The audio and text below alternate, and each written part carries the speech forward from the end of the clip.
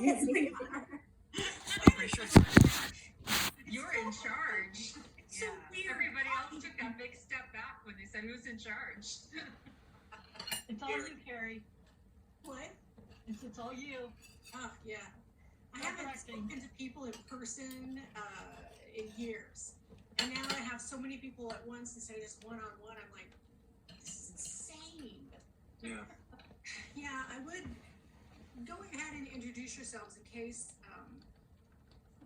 there are people who don't know you or who didn't read the entire book already. And I'm just gonna call on people because I have no idea if you're in a row or not. We're all in our own independent weird row. It's different for every viewer. Yeah, it's gonna look different for everybody. So I'm gonna start with you, Ronnie, because you were so nice to me today on the internet. Oh, okay. Hi, I'm R.R. Verdi, and I wrote the story Grave Gambles, which is a short story out of my universe, The Grave Report, which was kind of Quantum Leap meets the Dresden Files. And Nancy? Hi, I'm Nancy Holder. I live in Washington State, and I wrote a short story called The Vampires Karamazov, and that's what I wrote. So I'm glad to see you all, and I'm happy to be here. And you used to write for Buffy, so if you guys... I wrote a lot of Buffy stuff. So my name seems to be like, it's probably because I wrote a lot for Buffy the Vampire Slayer and other properties, but a lot of Buffy. And Patricia? Hi, I'm Patty Briggs. You can call me Patty if you want to. Just don't call me late for dinner.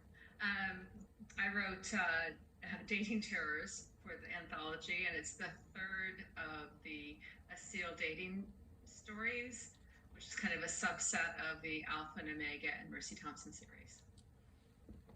And it's been highly reviewed. Your fans have been ravenous on Facebook about... A Seal has quite a fan group. It's really fun. He's sort of like writing about a cat, but he's a werewolf. Yeah. A cat, but he's a werewolf? He thinks very highly of himself. Yes, and he's right. And I did ask you recently whether or not, actually I asked your assistant if she'd let me know about the second story, because there's rumors about that one. About the second game. It would have to be a pornographic story. I'm not sure I can write it. We'll have to see. It's what happens when you date on the internet, you know? I would love to, no, I'm not going to do that anthology yet, but I would love to see if we can make it fit for another one. I have to. We'll see how the muse works. And Ann Bishop, I've heard so much about you, and I never met you before, but it's been a delight. Well, I'm here. I'm Ann Bishop, and my story is The Dark Ship, which I think of as pirates meet the others. So we have elders and my version of vampires and a person with a problem. So, and if you hear chattering in the background, that's the parakeets wanting to have their say. So it was fun. It was fun to take that group of people, or to write a new story about a new group of people in that world. That was fun. And you do have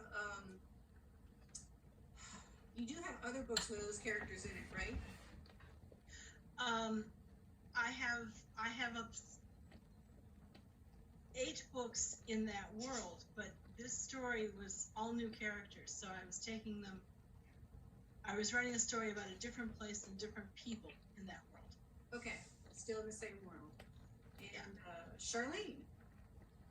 My story in Heroic Hearts is The Return of the Mage. It's the third time I've written about the Britlingans. The first story, I wrote a novella about them, 10, 15 years ago, called The Britlingans Go to Hell. And then they were in one of the Sookie novels, and Altogether Dead. And then I felt like visiting them again because I really like their methodology. So I decided to write about them for Heroic Hearts. And I'm sure everyone knows Charlene is quite famous for her vampires. but you've got a new series out. I do. It's an alternate America series set in the 1930s, and my protagonist is a very young female gunslinger. Kevin. Awesome. Kevin. Oh, hi. Oh, sorry. I didn't know. I know you're the one in the hotel room right now. Yep. Hi, everyone. I'm Kevin Hearn, and I'm the author of the Iron Druid Chronicles and the Ink and Sigil series, which is kind of set in the same universe, but kind of its own thing. And then I'm also the author of the Seven Cannings trilogy and co-author of the Tales of Pell with Delilah S. Dawson, and super geeked out to be here with everybody. Thanks. I'm going to admit that your story was my favorite in the entire book. I'm just going to admit that. And I think it was because of how timely it was. And I'll probably touch on this later after we've introduced everyone, but it has a lot to do with our pandemic experience. Yeah. It was kind of something that I needed. Yeah. Oh, so I probably should have said something about the story. I'm sorry. It's Fire Hazard. It's what it's called, and it stars Oberon as the narrator, and Oberon is an Irish wolfhound who hangs out with a druid. So they have a little adventure together, and it was a thing I chose to write it at that time because we were in the midst of the pandemic, and I desperately needed something light to kind of write and just get myself out of doom and gloom. So that's kind of where that came from. It was a joy to write, and hopefully folks feel joy reading it. So thank you. Definitely. And Kelly, your mic is off. Yeah, it's off because there are non-stop sirens down there in Times Square. So I apologize for a bad connection and possible background noise. My story in this was the comfort zone, and for it I went back to some nostalgia for me with my young adult darkest powers series and put my characters Chloe and Derek in college for an adventure there. Those were I read those a while back ago, and I'd always wondered what happened to them, so I was very happy to get a follow-up so I could see how they were doing now, because these characters are all real to me on a lot of levels. Not literally, but they are. And we'll go to Jen next. I am Jen Brozek. I wrote The Necessity of Pragmatic Magic, which took me back to the city of Kendrick after 8 years of being gone. It was my first quartet, the Karen Wilson Chronicles, and I read every single story in this book, and each one I came away with something like Kevin's. I was just like, that's the bestest boy. Patty's was like the most amazing, satisfying ending. Annie Valet's story was just a gut punch. Kerrie, I want to read more in that world. I really, really, really want to. I had books. I'm very, very excited to be here. And since introducing these two new characters, I've written another story with Felicia and Maureen, and I'm about to write a third story. I love those two. I love them. But I asked you specifically, I said, go for the old ladies. I really want some old ladies getting into it. When you talked to me, I said I needed a little bit more guidelines, and you said, give me good old hags and witches, and I was like, I can do that. And they're my new favorite. I'm writing a lot of Shadowrun and Battletech right now, but Kendrick is an old favorite urban fantasy series of mine. And Jim. That's me. Hanging out in Colorado in the woods in a cabin with bears right outside. Yeah, we had to start cleaning up trash this week. The bears. Also, I'm afraid everybody, I'm COVID positive, so you're all going to have to go get tested after this just to be careful. I'm sorry to hear that. Oh, it's all right. Could be a lot worse. My husband, John, he's downstairs. He's COVID positive too. He's got the lower half of the house right now. I'm living upstairs, so that I won't catch it. But oh my god, this is so exhausting. Yeah.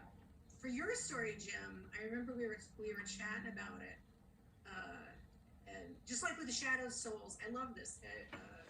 You asked me your favorite character, and I said Molly.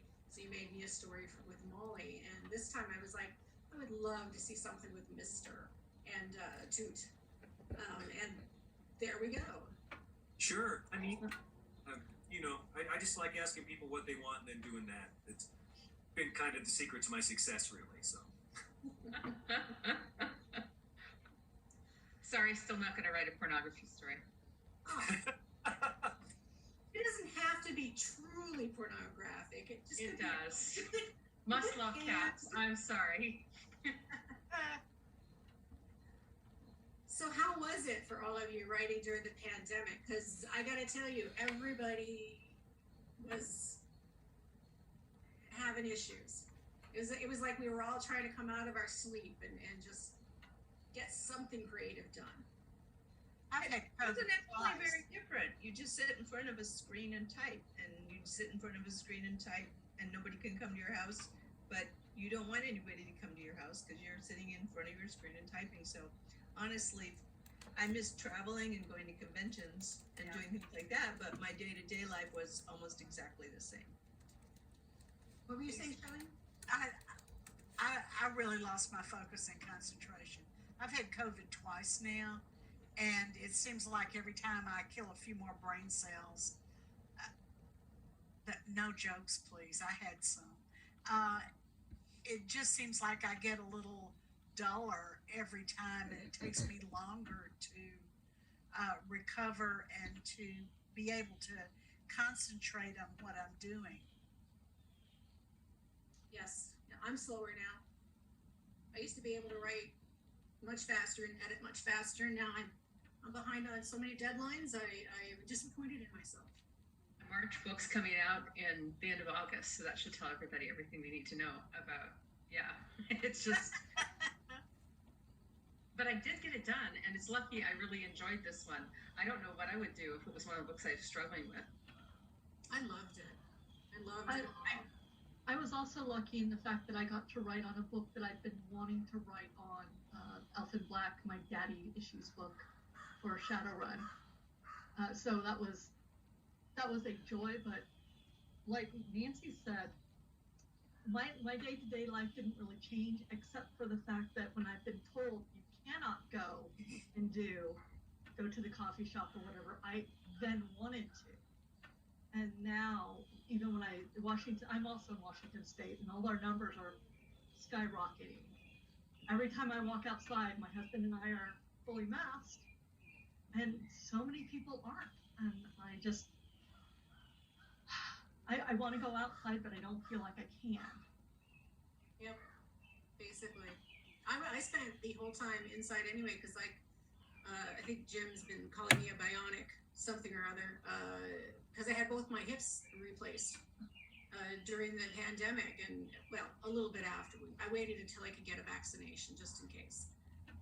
But I had to wait in agony for a while just to get that done, and it was a great distraction for me to at least be looking forward to reading your short stories.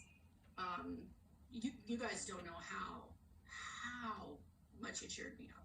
You really don't. I'm gonna start crying. No, I'm not. And I think who was it that had was it you, Ronnie? That it was also a welcome relief to a lot of the stuff that you were doing, to be writing short stories. Oh yeah, because I was on deadline for a book with Tor, which is like 350,000 words that I had to turn in, and then I got no break when writing book 2, which is due soon. So being able to go to something small was kind of nice. And I quite liked it. I want to read the rest of the series. Thank you. I've only gotten through the first one right now. I have I'm not gonna say enviable to read pile because it's actually more like an entire bookshelf now to be read. I hope I'll live long enough to be able to read everything I've got in the library over there. So, were there any questions yet from the audience? I don't see. Yeah, there's 3 in the Q&A. I'm happy to jump in if we want to kind of go into that. Oh yeah. So some of these are going to be obviously kind of targeted from individual fans, and some will be more general. But we'll try to get to as many as possible. So the first one, unsurprisingly, right out of the starting gate for Mr. Butcher.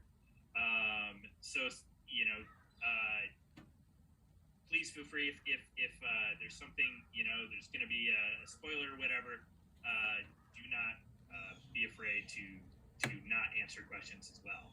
But Harry Dresden briefly mentions wizards can copy most of the tricks most supernatural beings can, like earth walking. How would they learn the tricks? By and large, they learn it by experimentation, which is why there really is kind of a high mortality rate among young wizards. Because everybody's brain works a little bit different, and everybody's imagination works a little bit different, so you kind of have to go out and figure out how to do your magic on your own in the Dresden Files, much like in the real world. And as a result, Harry has tried a few things that nearly got him killed. There was that whole flying broomstick incident, which I'm going to have to write up more thoroughly at some point. But for the most part, there's a lot of well-trodden ground that other wizards can show you. Here's how you throw a light. Here's how you do a fireball. But that's all pretty common. When you start getting into the more esoteric magic, though, I want to be able to pass through this rock without leaving any trace, and we're looking really cool while it's happening. It's like, okay, great, but there's a lot of physical challenges to overcome in that. How are you going to see and breathe and respirate and things like that? Yeah, while all this is happening, you wind up with a lot of young wizards sealing themselves into stone forever. That sort of thing, and then you have wise old teachers standing around going, "He should have done what I told him to." What mistake did he make, Master? Well, he didn't listen closely enough. Obviously, he didn't respect me enough. That's what the gets fed. And for Patricia, just how many gods exist in the Mercy Thompson world these days? All of them. All of them do. Which it depends on what your definition of God is, and that kind of different gods, and that is kind of up to the people using those terms. So, yes, all of them, except that some of them are dead. Fair. So almost all is the answer. Excellent. So, and for Charlene, just how strong can a fairy be? I mean, specifically, I guess the question is, how many pounds can they lift? Is what it says here. Do you even lift, bro? I never asked one. The Fae are very strong. Of course, it depends on their age. Particularly, the older, the stronger, in sharp contrast to humans. But I believe that the Fae are very strong indeed. I never tried to quantify it or measure it. That really wouldn't be wise at all. So I also want to point out, Arlene in the chat said, which I think is a lovely idea. Can I be a total dork and ship the idea of a short story where a character from each of these universes gets together for drinks to commiserate about their authors, but to drink? I think a number of them have been put through the paces by all of you. So I guess just to kind of begin, in a more general sense too, is when you get approached for something like this, where you have an idea and a general theme for the short story. I'm curious from each author, like how you approached coming up with something to fit with the other authors. Was that even a consideration? Or how do you, as an author with your own universe, with your own how things work, put together something? Was this something that you wanted to have, write this short story, or did it come from you before? So I guess, again, maybe starting with RR first, like what was the genesis of this story, and did you write it specifically for this collection, and how did you begin? Without going into spoilers of the climax, I did have that particular scene always in my head, and I didn't know if it was going to be in a novel or a short story at some point. And then when the opportunity came up, I sort of worked my way backwards from the climax and was like, oh, I can make this a short story, and I can just truncate my character's time limit down to 2 hours, and it can turn into a really, really quick little fun short story just to get back to a scene I really always wanted to write, regardless of whether it ended up in a novel or a short story. What about you, Nancy? I'm sorry. What? I'm sorry. I was chatting with someone. What did you... That's totally fine. How did you create the story for this collection? That's so weird because I don't really remember why I picked the Brothers Karamazov. Why on earth would you pick the Brothers Karamazov? I think it was because it went with vampires so well. I read parts of the Dostoevsky novel again, but I actually mostly concentrated on the 1958 movie. And Yul Brynner, and for the fellow nerds among us, William Shatner is in it, and he plays the character who's the main character in my story. And if you know Star Trek, then William Shatner is OG Captain Kirk. And so anyway, I just concentrated on that. And that seems to be, I really enjoy playing around with words. Like I have a set of short stories about 2 rock star cannibals. And it's because I went to see Cats, and they sing Jellicle Cats Come Out Tonight. So I changed it to Cannibal Cats Come Out Tonight, and that's what they are. They're the cannibal cats. And it was the same thing with the vampires Karamazov. That just seemed obvious to me. Yeah, so I honestly cannot tell you what fermented part of my brain came up with that, but that's what it came up with. I think when most people think of Dostoevsky, they think of A, short story, and for the Brothers Karamazov, and B, vampires. I mean, it's well trod ground. Yes, absolutely. And I think most people, having seen the latest Cats movie, felt like cannibalism was the better alternative. Oh yeah. Would have made a great movie, actually. The COVID positive person said that, right? Yeah. Little dizzy up here. I'm thinking, yeah. What about you, Patricia? A long time ago in a galaxy far, far away, this was several years ago, my trusty assistant and I were talking, and I don't remember which one of us decided it'd be really fun to inflict a series of online dates make one of my characters go through a series of online dates. And we both picked a seal because he is a seal. And I had to do a story for Kevin Anderson anthology. That's a Fantastic Holiday Season 2. There we go. I found it. And I just had such a good time that I revisited it again. And when I was asked to do this anthology, I thought that would be a good opportunity to keep going with it, like a long-running joke. So I don't have to make too much effort. I go, I'm just going to do another seal story. And it turned out a little bit longer than I was planning, but it worked. And my story began 20 years ago with a picture of a ghost ship with the dark black tattered sails, and I've held that image in my head for all of these years. And then I went to see the tall ships at the Buffalo Harbor with friends, and those were magnificent to see the sailing ships. But they also had a tank of sea lampreys, which if you've ever seen a sea lamprey, they are the most awful looking little things when they stare with you with their little face up against the glass and all you see are the teeth. And then Kerrie invited me to do a story. And all of those pieces came together, and I said pirates, ghost ship, and the others. And so, yeah. But it's one of those slow things that all of these pieces suddenly came together to create a story.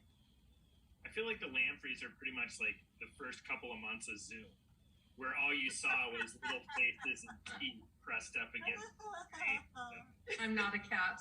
I'm not a cat. Mr. Hearn. Oh yeah, well, at the end of the Iron Druid Chronicles, Atticus, Oberon, and Starbuck are in Tasmania, and I wanted to have them be a major part of Paper and Blood, which is going to be set, or is set, in Australia.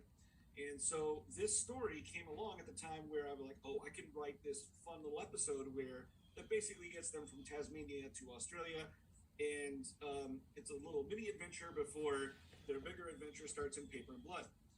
And it was intended at the time that I started it, this story or this anthology was supposed to come out before Paper and Blood did, but that didn't work out, so that's fine. And so now when they show up in Paper and Blood, Oberon is exhibiting some signs of having endured what he endures in Fire Hazard, and yeah, that's basically just a continuity thing. And I just had a great time, writing in Oberon's voice. It's always a good time. Charlene, what about you?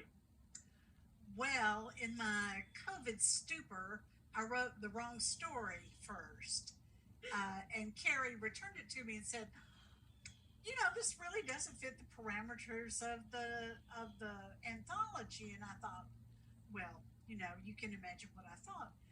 And I went back and read them, and I said, well, You thought, what part of Charlene Harris don't you understand? I'm not that conceited. No, that's not Charlene. I read them and I thought, well, okay, I've got to rewrite it now. So I had to come up with a complete. I sold the story that I'd written for the anthology. I sold it to somebody else. And a lot more money, right? No. Well, anything for money, I'm going, yay. Since it was something I didn't intend to write at all. So then I had to sit down and write a story that fit the parameters. And I thought, well, the mages in the Britlingen world, they never go anywhere. They never do anything. They're always sending the mercenaries off to do their thing. And the mercenaries come back, but the mages are still there in their safe cocoon. And I thought that would be a good heroic arc if a mage suddenly stepped up to do the right thing and left the Britlingans to the bloodletting. It was originally a much bloodier story, but I backed off a little bit on the blood, and now I kind of regret it. I would like to be completely bloody. I think the most heroic thing about that story was the fact that it ended the way it ended, instead of with certain people dead. And we'll just leave it there. Yeah, right? That's a very heroic act. That the captain did not do other things. In the beginning, she did the other thing. Oh, okay. Well, actually, it makes it more interesting because it's not. All of us were ready to do that thing by the end of it, and that she didn't made it more interesting. I think. In the end, she did the thing and pushed him into the marsh. Oh, I like that one. I kind of like it too. But see, guys, you get the PG version. Okay. I would have let you go on way deeper if you wanted to. And to be fair, the only reason that the first one wasn't suitable is because there was no magic whatsoever. And I gotta have magic. That's okay. I sold 2 stories when I only intended to sell 1. Exactly. All good. And the only reason I had enough guts to tell Charlene that is because I know from working with her in the past and stuff that she wants me to tell her. Well, if it didn't fit the parameters, it didn't fit the parameters, no matter what my name is. I mean, people gotta do what they're supposed to be doing. The really sad thing is that Charlene is not scary unless you're a character in one of her books. Sure. What about you, Kerrie? Anthologies are interesting. I've been doing them forever, and I always have like about 100 sitting in the back of my head that I could write at any one given time. I'm never going to be able to write them all, so I just write them when I have a parameter available and a place to put them. And with this one, in the world that I've created for the Great Lakes Grimmer, he's a character that one of my other characters meets along the way. And I've always kind of been like, that guy needs a story. And all of my short stories are now pertaining to side characters in Great Lakes Grimmer stuff. And I really like him. I really like Harzel. And I just wanted to say something about dedication and sacrifice and having, I don't want to say morals, but you got to have your limitations and your lines and what you're going to do and what you aren't going to do. And going through the pandemic, I really needed to have a character that had more guts and chutzpah to do what needs to be done. And Kelly? Yeah, so I took the parameters as I normally do and decide which of my series characters work best for it. And in this case, it turned out to be the young adult ones, because after what they had gone through, they would really just want to lie low, not stick their heads above the parapet. And I wanted to give them a story where they had to make those choices. Are they going to just keep on doing that if they can do some good? Amazing. And now over to Toot Toot and Jim Butcher. I always have several dozen ideas for like little story things in the Dresden Files world that are running around in my head, and that's too low a number. But they don't always fit. My ideas don't always fit into the story, because I'm writing a story, and I know we've got a lot of characters in the story at this point and so on, but I really do want to keep it as lean as I can to get the story told that I want to tell, and that doesn't always fit in with, Murphy's date with Kincaid to Hawaii, which I want to write up one of these days because that was fun, but it hasn't fit anywhere in the books. And so the reason I can never say no when people come up to me and invite me to anthologies and so on, or even to help edit them, is because I've got these great ideas and I'll be like, oh, this would be perfect for that idea, and then it won't be in my head anymore. The really y'allogist therapy. And Jennifer. For a while now, I've missed seeing the older female protagonist in a number of different stories, the crone, whether she's likable or not. And so I was inspired by two certain editors that I have worked alongside in the past. And those of you who know these editors probably saw a little bit of them in the two characters. But I also write a lot of Lovecraft or mythos-based stories, so I very specifically also wanted to write something involving that, because eventually I'm going to have a Lovecraft collection come out. And I thought, where would I find Lovecraft and old ladies? I'm like, museums. Absolutely museums. Let's do that. And then I started thinking about the relationship between women and older women who have known each other forever. And I was like, okay, I think I know what I've got here. I've got a really deep friendship, and the love languages are different. The love languages are all about, either being cranky towards one but still showing up versus, being sweet on the front and, as I say, pragmatic on the background. Pragmatic's kind of their little watchword.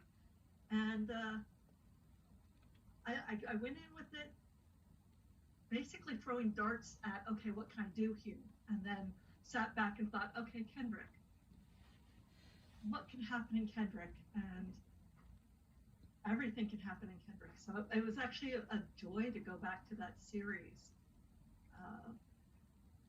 And like I said, I've written another story with the pair, and then I'm writing a third story. And I don't know, I may end up writing a novel. My agent's been poking at me for it, so yeah, I kind of like it. I'm back to Kerrie, just poke the right buttons. So I'm very pleased. I love doing that for people. Me too, as an editor, I absolutely adore that. It's one of those. Yeah, that's right. Jen edits too. How many of you also edit? I'm on my 22nd anthology, and I'm about to announce an open call for my 23rd. So I've started asking for certain headliners and some people are too busy. It's just one of the smaller anthologies, but the most recent one is The Reinvented Heart with Cat Rambo. That just came out, and then we're doing The Reinvented Detective that the stories have now been selected, and I'm starting the full edits on. And I think next year we're going to do The Reinvented Coin, which is it's a science fiction and commerce in the future. I think Jim, I don't know if he wants me to talk about this or not, but we were talking about doing a third one. Do you mind if okay. They're a third one now, and it's the title will be Paranormal Payback, which is something I've always wanted to have. I'm deeply, trying to do my own story right now, and I just can't wait to see how that one turns out. It's funny because as soon as you said that, I saw so many of the authors' eyes go. Exactly. Actually, I was thinking the Anne Bishop was the best paranormal payback I've ever read. So that would be fun. Which one? Anne Bishop does the best paranormal payback I've ever read. So that'd be fun. A lot of the stories you gave me could be paranormal payback, but this one, we're gonna go darker. Go much darker. So I'm gonna hit just a couple of the individual questions again that have been coming through. For Jim, will we see any more adventures with Goodman Gray and or Maggie and Mouse? Yes.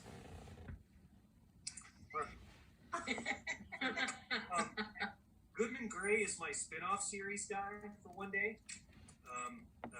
He'll have basically his own little series, which I want to call Monster LLC, because there are times when you need a hero, but some jobs only a monster can get done. And that's who you hire when you have a job like that. So it would be a lot of fun to write that.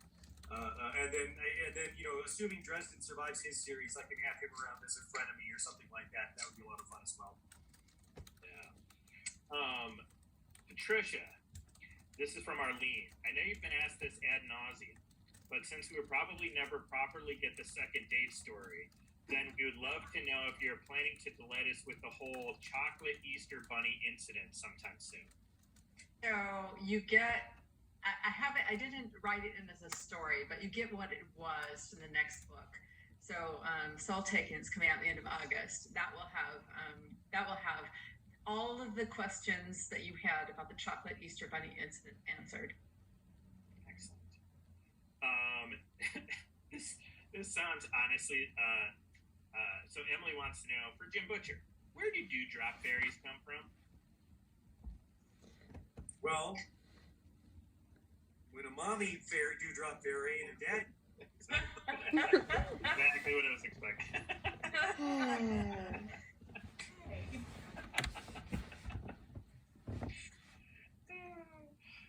Question for Kevin Hearn. Do you have a naturalist of the fairy world? I mean, I don't think they'd stay sane very long, but it would be fun. It'd be entertaining to write about.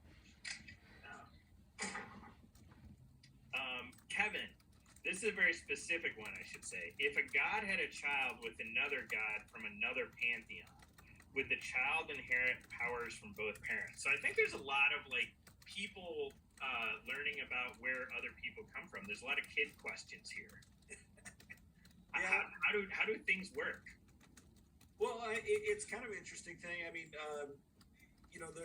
if you look at the existing stuff out there, whenever a god and a human, had a good time and loved each other very much, you got demigods. And the demigods sometimes had amazing powers, and sometimes they got jack squat. So it just depends. And I think that would also be, a genetic lottery kind of thing that's going on at the god level as well. So I don't know whether the kids would, what powers they would have, But they were also horrible monsters. That also right. Yeah, you can have just really nasty chimeras or things like that coming out of that. So, it would be maybe kind of fun to mess around with that, but also kind of dangerous to mess around with that kind of stuff. So, I don't know that it's a great subject for fan fiction. That's what I think. Another one for Kevin. Are we going to get a story soon involving Atticus and the surprise return character that I'm so happy came back in Paper and Blood? Well, Atticus and that surprise character are going to be in the third book. So, yeah, I mean, that character is definitely going to be doing lots of good stuff. So, I'm excited about moving forward with that, and I'm right now working on the third book of my epic fantasy trilogy. When that is finished, then I get to write the third Ink and Sigil book. Nice. Another one for Jim. Do cities have genius loci? Can I do with Harry did with Demon Reach, but with San Francisco? they would, but wow, would they be these huge fragmented things made out of so many different people. I think dealing with the genius loci of American City would be like trying to watch all the channels at once. I'm not sure you would really be able to connect a whole lot. You'd recognize things here and there, but I'm not sure that there would actually be that there would actually be. If you went to like a smaller place or a natural place, you'd have a much more coherent spirit. But I don't know that American cities are really set up to breed stable natural spirits, around them. I'm not sure that's something that our society does well. Kelly, this is from I loved seeing Chloe and Derek again. Any chance we'll see them team up with Maya and Daniel in the future? Never say never. I haven't completely written off those characters yet. And over to Anne. Will we ever learn about Mercy and the Chocolate Bunny? Nope, that's me. I don't know why they said Anne, but yeah, we already had that question. Sorry. Yeah, we did the Chocolate Bunny question. That was covered up. That's been a running mystery for many books. It amuses me that people are really involved in that. So I'm gonna hit two more for Jim, and then we have ones for everybody. In Summer Night, Morgan said that he lost someone important to him in Archangel. Who was that? I don't think we ever got into the personal aspect of it. It was his apprentice, because Morgan had, just like Morgan had an unrequited love for his mentor, he had an apprentice who had an unrequited love for him, of whom he was quite fond, but of whom then nothing was going on. So it was basically, that was just angst food for Morgan to be unhappy about what had happened and to be particularly upset with Harry. Although it was not difficult to get Morgan to be particularly upset with Harry. So. And the other one, who were the three senior council members killed by Eldest Gruff, and when did that take place? That's happened over the past 1,000 years or so.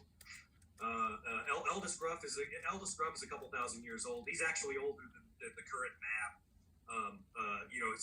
He's sort of establishment. He's just sort of been around. Like, we couldn't get rid of him. He's been here forever. He's been with the family for ages. Yeah, I mean, the White Council. There was a lot more. There was a lot more turnover in the senior council during the Dark Ages. Things were a little confused at that point, with a lot of the wizards sort of duking it out with each other and figuring out, how are we going to interact with the rest of humanity. kind of Merlin kind of took everybody down the let's get involved with politics route, and it didn't work out so well for him. And so the rest of it sort of turned against it. Although now the White Council's sort of in a position, somewhat like American politicians, where there's a bit of formalized getting involved in the politics. Well, if we're just the court mage and we just sort of send some messages behind the scenes, that's not exactly getting involved. So, sure, it's not. Okay. So I'm gonna have there's two questions sort of for everyone that we'll use to close out the evening. The first one from Francisco is, what character in your series or type of character do you struggle the most with to write the perspective of? So we'll go backwards this time. Jennifer? Struggle to write the perspective of. Honestly,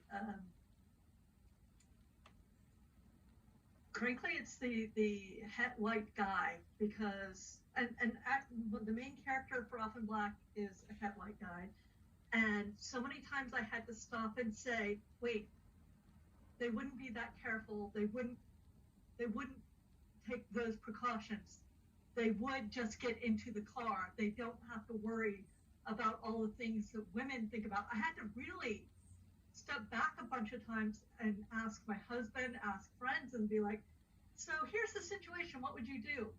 And most times there was no thought to thinking about safety, thinking about what's going around. And that, I don't mean this in a disparaging way. I write a horror and military sci-fi, and I kill a lot of people fictionally. So most of my characters are very aware of their situation, but Jonathan Yes, they're really is a the very author. he's a very powerful mage, and so to cut the knees out from under him, I had to do something that he couldn't fight back against, which was family. And so it was like, how do I put him in danger? Oh wait, no, I don't have any problem putting him in danger, because he wouldn't think this was dangerous, because he's a confident white guy and he would just walk in there. And it was just one of those things that I really had to stop and think about. And in a way, I was became very, very envious of the confidence and not having to take the time to assess the situation and go, no, because if a woman had done half of what John did, they'd be like, well, she should have, checked this out, or if I were there, I would have done this. And with John, nobody's saying any of that. So it was like, okay. So that was my hardest thing to write. What about you, Jim? Oh, I have the most trouble writing the completely normal vanilla people who don't know what's going on, don't like what's going on, and just want things to get back to normal as quickly as possible. Because every once in a while you run across one of those people in the Dresden Files, and they just don't like it. They don't want any of it. And yet, for myself, I mean, I would be terrified, but I would also be going, this is really cool. I need to remember this for later. I need to write this down, stuff like that. That would sort of be my attitude, because I'm not quite stable. But for regular sane people, the kind of folks who are just sort of, they're really making use of the planet. Not necessarily so much as what we do. We run around with this ridiculous nonsense, talking to each other in windows on tablets. Yeah. But it's difficult for me to really throw myself into that character and to not just go, okay, what's the most vanilla thing that could happen? Where I have to stop and think, okay, let's actually think through this life and go through this life and see who this person is. That's a lot more difficult. Kelly? I'm not sure, because I think that I write from a lot of different perspectives for the fun and challenge of putting myself into the shoes of someone who is not me and not like my other characters. So I don't think that I find any of them difficult. For me, challenge equals fun. So. Excellent. What about you, Kerrie? Oh, I thought you were going to Kevin next. Sorry. Oh no, my screen will be different. Oh, okay. Sorry. I don't really have a problem writing perspectives. go deep into my imagination with everything I do, and I just kind of let it go. But I do a lot of character sheets, and I have to keep a lot of details onto the side, and I have to. My hardest part is keeping their language idiosyncrasies separate from each other, because otherwise it just sounds like the same character again and again. Charlene? My book that's coming out in November is from the point of view of a 15-year-old girl. I turned 70 this year. I didn't know if I could think myself back into 15. But honestly, you're 29. You're 29, just like me. Just like Patty. But amazingly, it was easier because I remember vividly how jagged life was when you're 15, even if you're a stable 15-year-old. And this girl is not really stable. But 15, it's all mountains and valleys, mountains and valleys. So it ended up being fun being her for a whole book. Kevin? In my epic fantasy, I've got a bunch of different points of view, and the ones that are most difficult are the villains, because they, of course, do not realize that they're villains, and that's the part that I can't, like, you are such a jerk. How are you unaware of that? And how do you get to that place in your own mind where you're behaving abominably to other people and you think that's cool and you're justified? That's a rough place to get to. So yeah, but it's in the end you got to do it, right? You can't, because one of my big pet peeves as a consumer of any kind of media is when the villain is, I'm in it for the power, ha ha ha, and I'm like, really, that's it? There might be some folks who are actually like that. We could probably point to in real life who just want power, but it's tough for me to buy that when I'm reading it or watching it on the screen. There's got to be more to what, more of a reason for what they're doing, and so I usually enjoy that kind of expansion on the bad guy. Like, why is he choosing to be that bad? And but since I try not to be a villain, it's difficult for me to write the villain, So there you go. Nice. What about you, Anne? The villains are the hardest ones for me to live in their skin and write from their point of view. It's usually physically and emotionally exhausting by the time I'm done. So. Wow. Patty? It's probably why I like to kill them so much. Very satisfying. Yeah. Well, that's a good reason to put out there too. Oh, well, it's because I'm so not them. That's why I'm so bloodthirsty. What about you, Patty? Well, the easiest one to write right now has been, and for a number of years, has been Seal, the character in this short story, because I really enjoy throwing his skin on, and how wonderful it would be to be perfect and fantastic and beautiful and just exactly as good as he really is, and then he's so overly dramatic. It's really fun to do. Probably the one that's hardest is Anna for me. She famously made me revise a whole book. I had the whole book done and I had to go back through and change everything in it because she finally started talking to me, and just like, nope, I would never do that. So I had to go back and revise Cry Wolf from the get-go. But she and I have made our peace over the years, and the last couple books she's been very well behaved and telling me exactly what she thinks. So I'm kind of hopeful that will continue. Awesome. Nancy? I have a more sort of general question. I write a lot, and I don't really have any big problems with changing perspectives or points of view. But what I have noticed is that there's a lot of anxiety now for people about reading about gleefully bad villains. And I noticed a lot of villains are having origin stories, like Cruella de Vil. Now we understand her. And and I watched the Dexter sequel, and it's like, aren't you ashamed that you thought Dexter was so clever and so gleeful? And something's happened. So it's interesting to me to write about evil and to write about thinking about a reader reading what I think about evil right now because it's changing. Something's different. And it's almost like people can't quite just let go and love some evil guy just because they're evil, like you were saying, Kevin, like wahaha. And it's kind of like the wahaha is like, that's not a very well-adjusted attitude, Ms. Holder. So something's up, and it makes me feel a little squirmy. So that's my answer. All right, and R.R. Verdi. For me, it's not really a character, but the idea of a character. Because in the Grave Report series, my protagonist wakes up, or his soul wakes up in the body of someone recently killed by the paranormal in each book. So every book, there's sort of the identity of the person whose body he's in and their life, and he's picking right back up in it.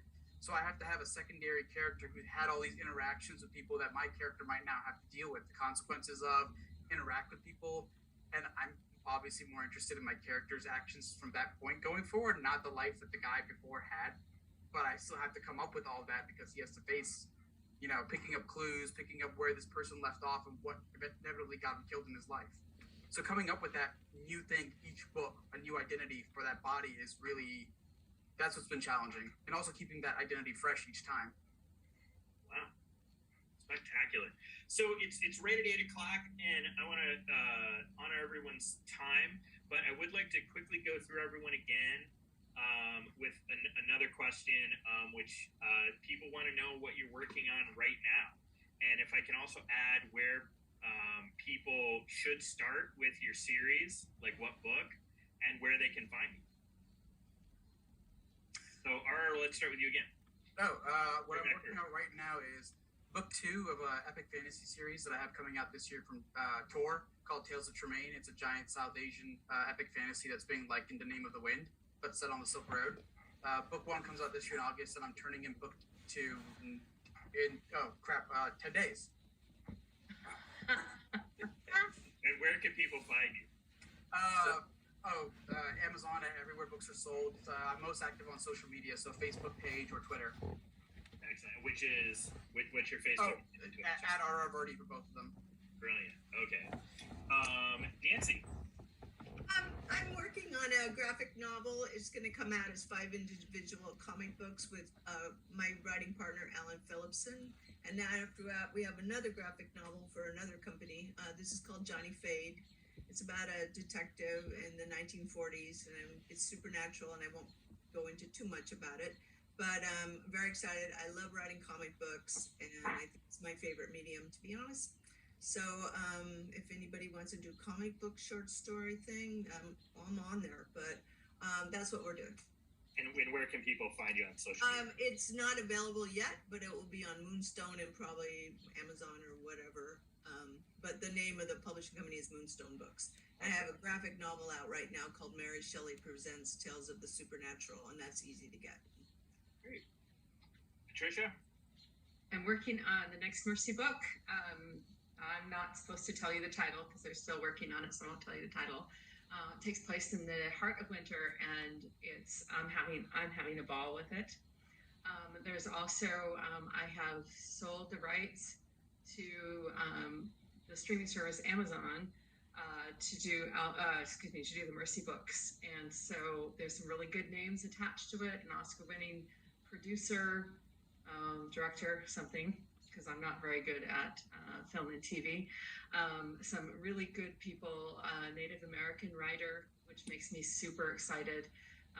So I mean, I always take these things with a grain of salt. I'll believe it when they start filming, but it's pretty exciting. That's awesome. And where can people contact you and find your work? Website, social media, etc. PatriciaBriggs.com, and then there's a whole bunch of let's see, the real Patricia Briggs, I think, is the Facebook page, but there's a lot of fan sites and things like that too. Awesome. Anne, over to you. What do you got coming out? For the first time in very many years, I am waiting for the muse to decide what the next project's going to be. So I am just reading and gathering information. I'm not actually working on anything. Kind of, sort of. I don't believe you. I don't believe you. I don't either. Yeah, it's kind of sort sort of, because there's some possibilities that are starting to take a shape, and I'll find out what they are when I get there. But you can find me at annbishop.com, or there's several Facebook pages, but Ann Bishop's Courtyard is the one where mostly the others spread the news. Kevin? Aru.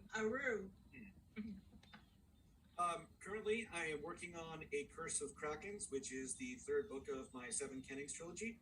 And then, right as far as books coming out this year, they're reissuing the Iron Druid Chronicles, so books 4 through 6 are coming out in just a couple of weeks.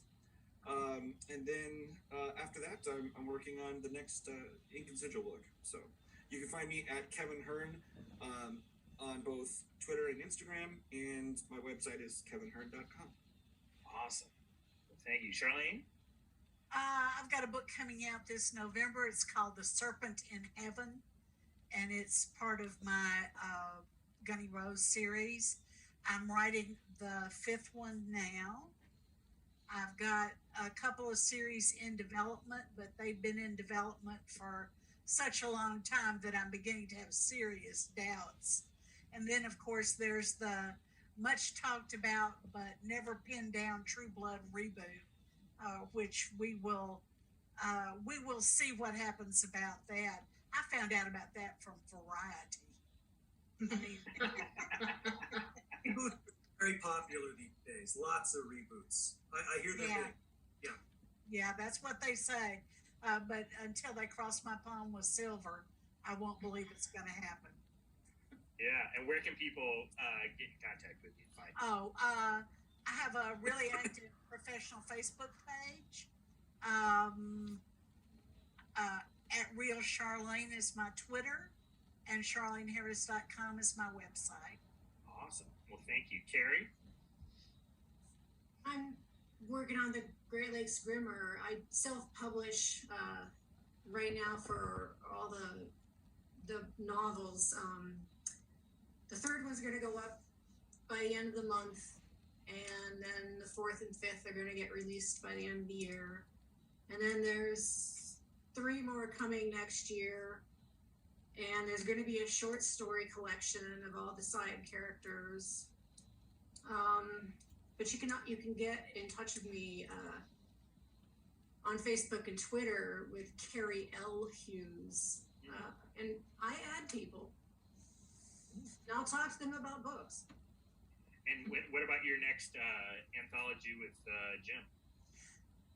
That we don't know when that'll come out. Okay. It's always depends on Jim's schedule and what he wants to do. Yeah, let's do that.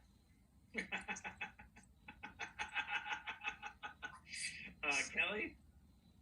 I'm working on book 2 in a new series. Book 1 came out yesterday. It is a rip through time. Vancouver police detective ends up in the body of a housemaid in 1869 Edinburgh, working for a guy doing early forensic science. You can find me at kellyarmstrong.com or on social media. Sometimes it is Kelly Armstrong, sometimes it's Kelly Armstrong author, depending on what I could snag. Jim Butcher. Currently, I'm working on The Olympian Affair, which is the second book in the Cinder Spires series. I started the first chapter of the next Dresden one. I'm giving myself a reward of writing a little Dresden as soon as I get some of the steampunk done. Which this book is like shaping up to be really good, and I want to go work on it, but I have this other thing to do first. So that's what I've been up to. You can find me Jim Butcher online. That's my home website. I'm on various social media, mostly just as Jim Butcher, and it'll say yes, that Jim Butcher. So if you're wondering, there's a bunch. There's like a jazz singer, and there's a guy that keeps winning fishing contests, and another guy who's a really good real estate salesman.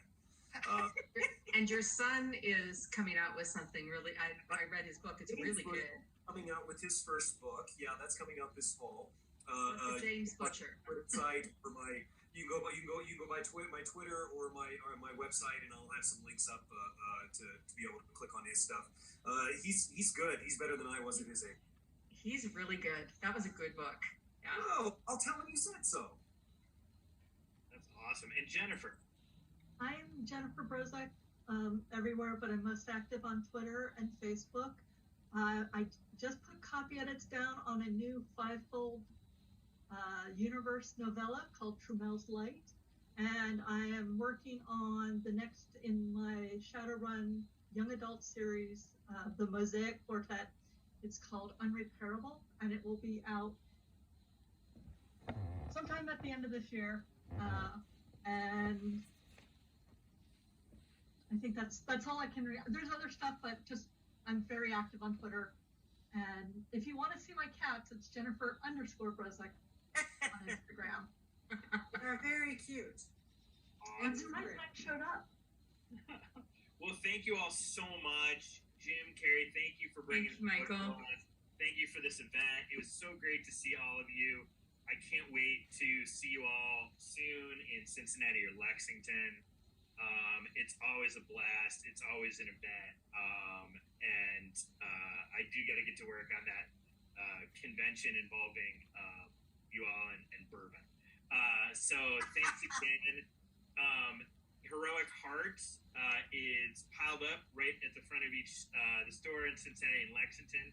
You can come in and get it. And if you're joining us from far away, feel free to either order any of our authors' books from josephbeth.com or support your local independent too. I'm sure they would love to hear from you, especially these days. So thank you all so much. Thanks everyone for joining us.